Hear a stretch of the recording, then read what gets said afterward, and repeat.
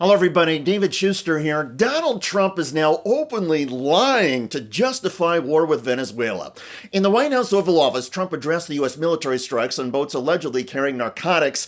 A reporter asked about the September attack. If it is found that survivors were actually killed while clinging onto that boat, should Secretary Hegseth, Admiral Bradley, or others be punished? I think you're going to find that this is war, that these people were killing our people by the millions, actually, if you look over a few years. I think last year we lost close to 300,000 people were killed. That's not mentioning all the families. Have you seen what happens with the families of not only the people killed, the people that are trying to get their son or their daughter off of this poison that they've been fed? Regarding the people trying to get their son or daughter off of this poison, the fact is the Trump administration has cut funding for substance abuse prevention programs.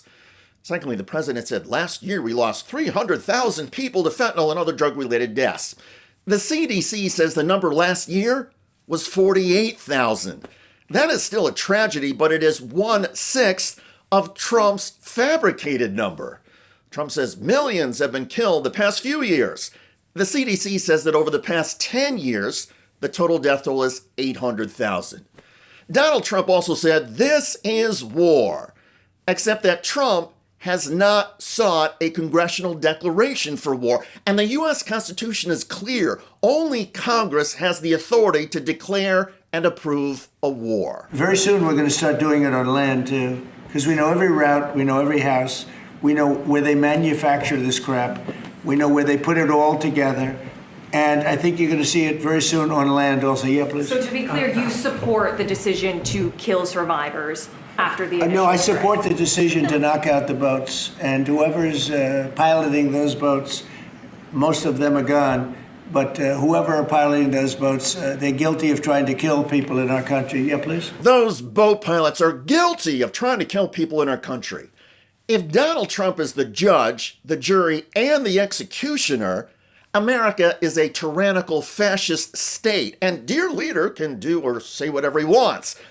But in America, at least for the moment, we still have this thing called the Constitution, and it provides a strict set of rules and rights in our justice system. If somebody is suspected of trying to kill people, that person still gets to defend themselves in a court of law.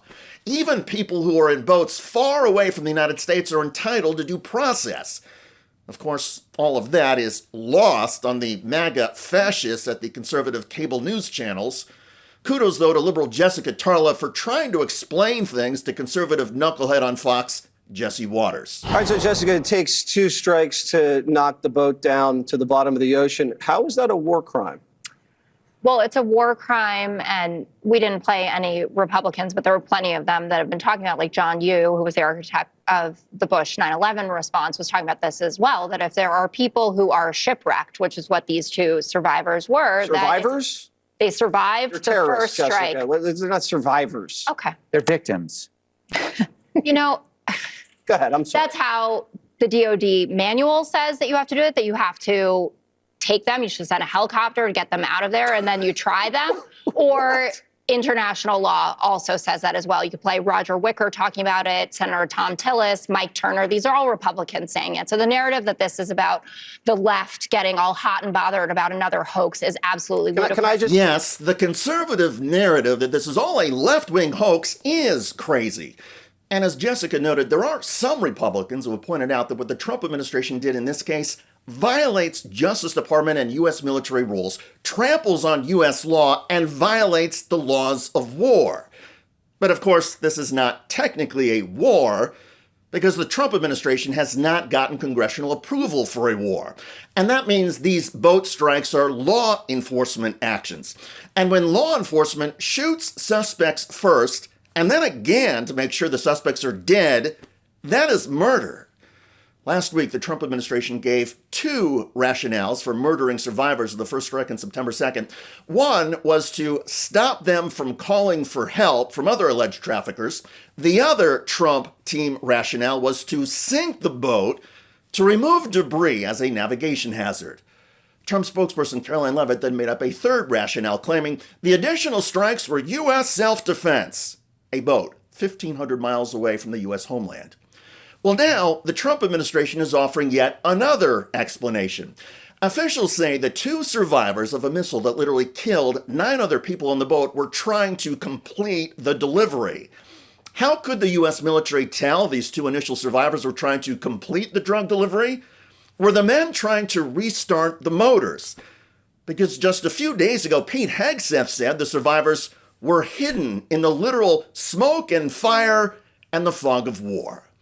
This latest Trump team justification about survivors determined to complete their drug delivery is prompting widespread ridicule in Congress and in the media that is not Fox News. The explanation we're hearing a little bit is that maybe these 2 guys who survived were attempting to get back on the boat and somehow continue the mission. This flaming, smoking vessel that these guys were going to climb back on board and continue their drug run. That's one of the reports. Which is totally insane. Which is insane. Right. That's part of the spin we're hearing this morning, that those 2 people were still a threat. Therefore, the double tap to be annihilated. was warranted. But again, that's just today's explanation. That's today's explanation. Different every day. And then there's also they had a radio and they were radioing.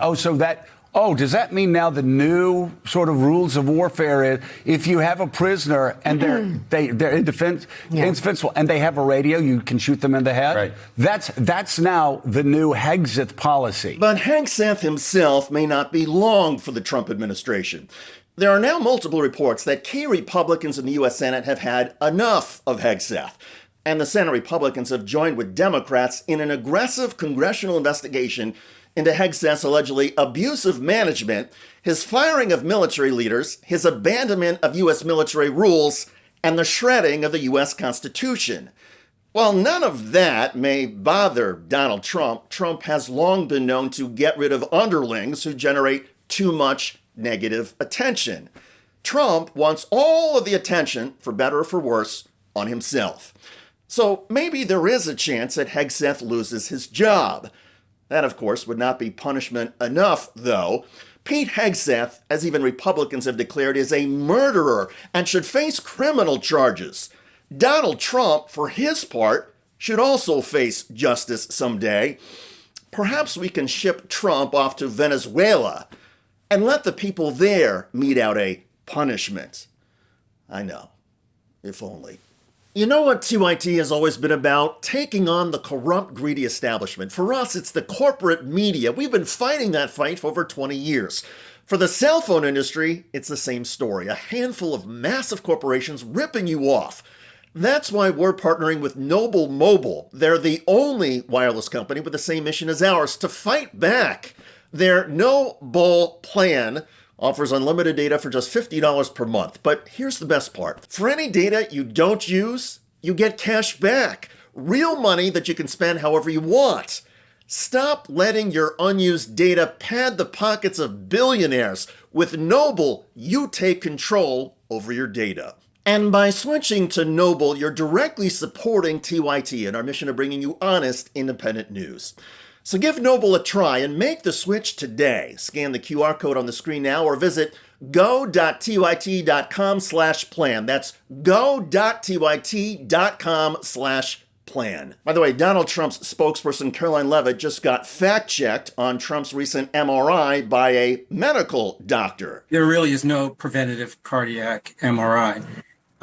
This is not a standard test for an 80-year-old man to undergo advanced imaging. Of course, the whole note has kind of a weird and defensive, evasive tone to it. First of all, this is not part of the president's comprehensive physical examination. He had that in April, and then he underwent some more testing in July. If you look at his first administration, the president, like most presidents, only underwent one comprehensive physical exam every year. So this comes, completely off cycle. Second, it's filled with euphemisms. Again, Dr. Barbara Bella, the president's physician, states that he underwent advanced imaging. Well, what specific advanced imaging did the president have? Was it an MRI, as the president said? Was it a CT? Did he have both? Why not just spell it out? Check out that video at the link below. I'm David Shuster. Thanks for joining us.